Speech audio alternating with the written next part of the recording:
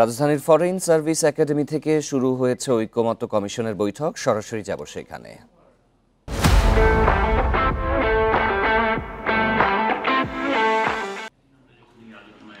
প্রতিদিন আমরা যখন সাংগঠনিক কার্যক্রমে যুক্ত হই, আমরা যেন মনে করি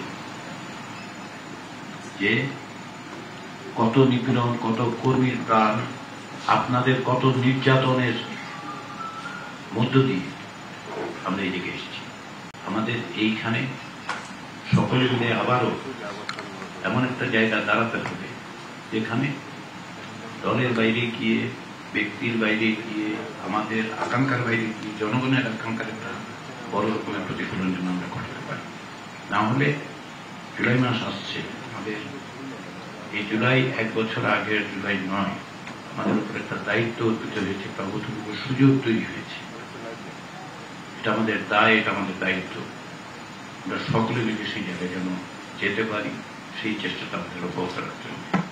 আমি আশা করি, আমি এই কথাগুলি বললাম এই কারণে যে আমাদের সকলের উপর যে দায়িত্ব অর্পিত হয়েছে, সে দায়িত্ব পালনে আমরা যেন কোনোভাবে কুণ্ঠিত না হই, আমরা যেন কোনো অবস্থাতেই বিস্মৃত না হই যে